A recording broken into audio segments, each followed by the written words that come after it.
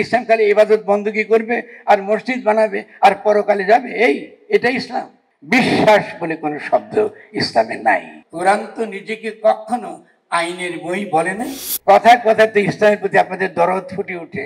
তো ঢাকা বিশ্ববিদ্যালয়ে ইসলামের ইতিহাস, ইসলামের দর্শন নিয়ে কোনো গবেষণা, কোনো ইন্ডিপেন্ডেন্ট বিভাগ বা যেটাকে আমরা বলি থিওলজি, এটা নাই কেন? ইসলামের কি কিছু অবদান দিবার নাই? রাষ্ট্র গঠনে, আইনের ধারণায়, সংস্কৃতির ক্ষেত্রে, ব্যক্তি সম্পর্কে ধারণায়, দর্শনের ক্ষেত্রে ইসলামের কিছু নাই? ইসলাম খালি ইবাদত বন্দুকি করবে আর মসজিদ বানাবে আর পরকালে যাবে, এটাই ইসলাম? তার ফলে আমি ইসলামপন্থী ভাইদের বলছি, আপনারা যারা ইসলামের কথা বলেন, এটার সঙ্গে সত্যিকারের ইসলাম আদৌ কোনো মিল আছে কিনা আপনারা একটু একটু পড়াশোনা করে বলবেন। যেমন ইসলামে ফেইথ বলে কিছু নাই, বিশ্বাস বলে কোনো শব্দ ইসলামে নাই। ইসলামে আছে কি? আত্মসমর্পণ, গায়েবে আত্মসমর্পণ। ফেইথ কথাটা খ্রিস্টানিটি থেকে আমরা টেনে আনি। বিশ্বাস বলে যুক্তিহীন, প্রজ্ঞাহীন আপনার ব্যক্তিগত বিশ্বাসকে ইসলাম বরদাস্ত করে না। ইসলামে তার যে দার্শনিক প্রস্তাবনা মানুষ সম্পর্কে, যে মানুষ খলিফা, আল্লাহর তরফ থেকে তার মধ্যে কিছু রুহানি শক্তি সে নিয়ে আসে যাতে সে কোরআন পড়তে পারে, কারণ তাকে আল্লাহ সেই গুণ দিয়ে দুনিয়াতে পাঠায়। তিনি মানুষ মাত্রই তার মধ্যে বুদ্ধি আছে, প্রজ্ঞা আছে, বিচার বুদ্ধি আছে, প্রেম আছে, ভালোবাসা আছে, আকুতি আছে, সবই আছে, সব নিয়ে সে আসে মায়ের পেট থেকে। তারপরে সে কোরআন পড়ে। সে কোরআন যখন পড়ে, কোরআন তো নিজেকে কখনো আইনের বই বলে নাই। কোরআন নিজেকে কি বলেছে?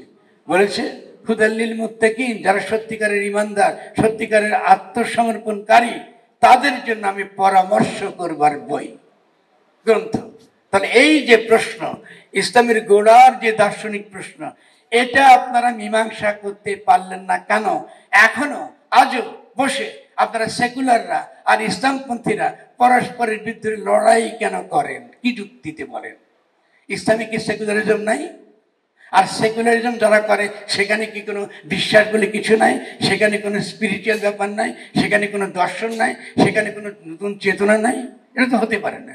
এই যে বিভক্ত করে ফেলা, যে মানুষ হলে শুধুমাত্র যুক্তিবান, তার মধ্যে প্রজ্ঞা নাই, তার মধ্যে হৃদয় নাই, তার মধ্যে বিবেক নাই, এই চিন্তা তো আমরা পাশ্চাত্য থেকে গ্রহণ করি। এই পাশ্চাত্যের মধ্যে ধর্ম বনাম ধর্মহীনতার পার্থক্য, পাশ্চাত্য থেকেই আমরা ধর্ম বনাম নাস্তিকতা, এগুলো গোলামের বাচ্চা গোলাম, এগুলো নকল করি আর আমাদের জনগণকে বিভক্ত করি, এবং সাম্রাজ্যবাদের বিরুদ্ধে আমরা লড়াই করতে পারি না, কেন আমাদেরকে বিভক্ত রাখে। এই গণঅভ্যুত্থান আমাদেরকে দেখিয়েছে, যখন শিবিরের ভাইয়েরা অন্য কে বামপন্থী করো কি কোনপন্থী করো কি কোন দল করো, তাদের সঙ্গে একসঙ্গে দাঁড়িয়ে গণ অভ্যুত্থানে অংশগ্রহণ করেছে, আমরা জিতেছি, আমরা বিজয়ী হয়েছি। যখন চলে গেছে আবার দেখি সেই পুরনো মতবাদী পার্থক্য। এগুলো কি? এরা কারা করে? কেন মতবাদী পার্থক্য হবে? আমরা একটা পলিটিক্যাল জনগোষ্ঠী, আমরা একটা পলিটিক্যাল কমিউনিটি, আমাদের মধ্যে বিভিন্ন রকম মতের পার্থক্য থাকবে। আমাদের মধ্যে শিবির থাকবে, আমাদের মধ্যে কমিউনিস্ট থাকবে, আস্তিক থাকবে, নাস্তিক থাকবে, লিবারেল থাকবে, সকলে থাকবে। কি সমস্যা?